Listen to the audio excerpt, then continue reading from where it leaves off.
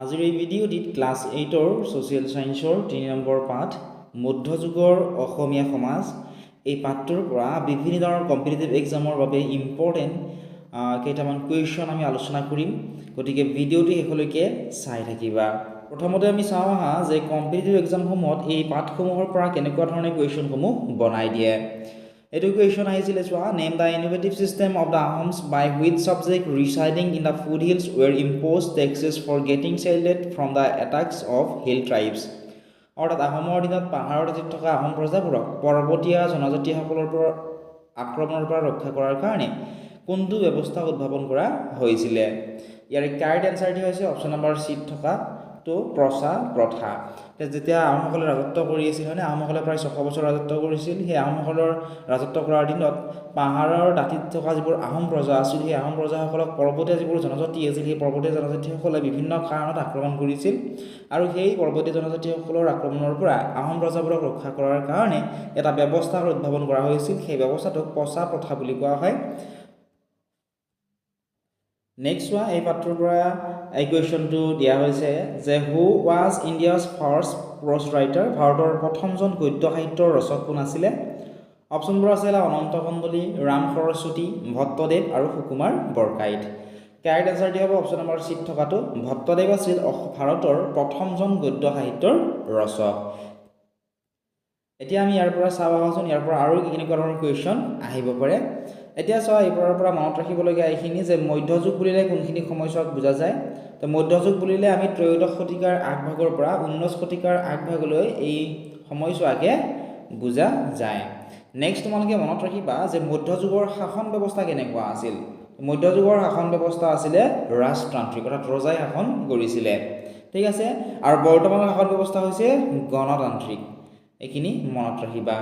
Next ইয়াৰ পৰা important হৈছে এইখিনিৰ পৰা কুৱেশ্যন কেতিয়াবা বনাই দিয়ে যে 15 বছৰৰ পৰা 50 বছৰলৈ সকলো সক্ষম পুৰুষকে একোজন পাইক বুলি কোৱা হৈছিল। 3 বা 4জন পাইক মিলি একোটা গোট হৈছিল আৰু প্ৰতি গোটৰ একোজন পাইকে ৰজাঘৰত শ্ৰমদান কৰিব লাগিছিল। ৰজাঘৰলৈ যোৱা পাইকজনৰ কামসমূহ গোটৰ অন্যান্য পাইকসকলে ভগাই লৈছিল। স্বৰ্গদেউ গৌৰীনাথ সিংহৰ আগলৈ আহোম ৰাজ্যত যিহেতু কোনো স্থায়ী সৈন্যবাহিনী নাছিল, সেই পাইকসকলে যুদ্ধৰ সময়ত সৈনিকৰ কামো কৰিব লাগিছিল। এইখিনি তোমালোকে মনত ৰাখিবা। নেক্সট চোৱা, এনেই ইয়াৰ পৰা এটা কুৱেশ্যন অলপমান আগতে আমি আলোচনা কৰিলোঁ। এইখিনি চোৱা যে আহোম শাসন ব্যৱস্থাৰ আন এটি উল্লেখযোগ্য তথা অনুকৰণীয় দিশ হ'ল সীমান্তৱৰ্তী পাহাৰীয়া জাতিসমূহৰ লগত কৰা বিশেষ বন্দোবস্ত। আহোম স্বৰ্গদেউসকলে উদ্ভাৱন কৰা এই ব্যৱস্থাটো হৈছে প্ৰচা প্ৰথা। পাহাৰৰ দাঁতিত থকা আহোম প্ৰজাবোৰক পৰ্বতীয়া জনজাতিসকলৰ আক্ৰমণৰ পৰা ৰক্ষা কৰাই আছিল এই প্ৰচা প্ৰথাৰ মূল উদ্দেশ্য। এইখিনিৰ পৰাই প্ৰথমতে যিটো কুৱেশ্যন আলোচনা কৰিছিলোঁ তাৰ পৰাই এই কুৱেশ্যনটো বনাই দিয়া হৈছে। ঠিক আছে, এইটো মনত ৰাখিবা। নেক্সট চোৱা, এইখিনি মনত ৰাখিবা যে নগাবোৰক দান কৰা মাটিক কি বোলা হৈছিল? যে নগাবোৰক দান কৰা মাটিক নগাখাত বোলা হৈছিল। এইখিনি মনত ৰাখিবা। ঠিক আছে, নেক্সট ইয়াৰ পৰা ইম্পৰ্টেণ্ট কুৱেশ্যন হৈছে যে দখনা কোনটো জনগোষ্ঠীৰ লোকে পৰিধান কৰে। ঠিক আছে, এইটো মনত ৰাখিবা যে দখনা হৈছে বড়োসকলে পৰিধান কৰা সাজপাৰ। এইটো কুৱেশ্যন প্ৰায় পৰীক্ষাত আহি থাকে। নেক্সট তোমালোকে এইখিনি মনত ৰাখিবা যে আহোমৰ আমোলত ৰজা আছিল ভূ সম্পত্তিৰ গৰাকী। কৃষকে খেতিৰ মাটিৰ বাবদ ৰজাক কৰ সোধাব লাগিছিল। অৱশ্যে প্ৰতিজন পাইকে ৰাজ্যৰ হকে কাম কৰি দিয়াৰ বাবদ দুপুৰাকৈ খাজনাহীন মাটি ভোগ কৰিছিল।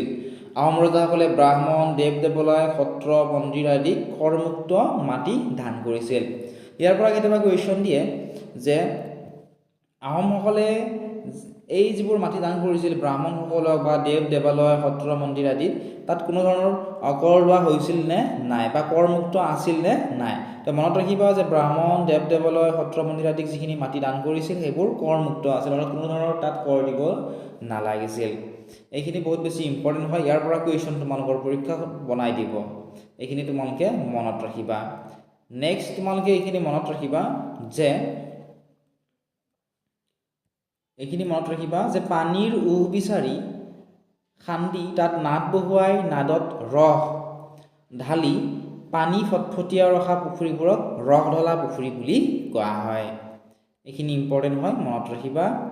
নেক্সট ইয়াৰ পৰা কুৱেশ্যন দিয়ে যে কোনে ৰামায়ণ অসমীয়াত ৰচনা কৰিছিল ঠিক আছে অসমীয়া ভাষাত কোনে ৰামায়ণ ৰচনা কৰিছিল ইম্পৰ্টেণ্ট কুৱেশ্যন হয় বহুত বেছি গতিকে মনত ৰাখিব যে মাধৱ কন্দলীয়ে অসমীয়া ভাষাত ৰামায়ণখন ৰচনা কৰিছিল বহুত ইম্পৰ্টেণ্ট হয় প্ৰায় কম্পিটিটিভ এক্সামসমূহত আহি থাকে যেনে NIMS এক্সাম ক্লাছ 8ৰ হওক বা ADRE গ্ৰেড 3 গ্ৰেড 4 আদিৰ দৰে আছাম পুলিচৰ কুৱেশ্যন পেপাৰতো এনেকুৱা ধৰণৰ কুৱেশ্যন অহা দেখিবলৈ পোৱা যায় নেক্সট তোমালোকে মনত ৰাখিবা যে হস্তিবিদ্যানাথ পুথিখনৰ আৰু কোনে ৰচনা কৰিছিল এটো ইম্পৰ্টেণ্ট কুৱেশ্যন হয় তোমালোকে যদি প্ৰিভিয়াছ ইয়াৰৰ কুৱেশ্যন পেপাৰবোৰ চোৱা তাতো তোমালোকে এই কুৱেশ্যনটো দেখিবলৈ পাবা হস্তিবিদ্যানাথ যিখন পুথি আছিল এই পুথিখন সুকুমাৰ বৰকাইতে ৰচনা কৰিছিল তো এইখিনি তোমালোকে মনত ৰাখিবা আৰু ইয়াৰ সম্পূৰ্ণ ভিডিঅ'সমূহ তোমালোকে আমাৰ এপত পাবা যিসকল ছাত্ৰ-ছাত্ৰীয়ে আমাৰ এপটো ডাউনলোড কৰা নাই এতিয়া ডেছক্ৰিপশ্যনত দিয়া লিংকত ক্লিক কৰি আমাৰ এপটো ডাউনলোড কৰি লোৱা তাত তোমালোকে ইয়াৰ সম্পূৰ্ণ ভিডিঅ'টো পাবা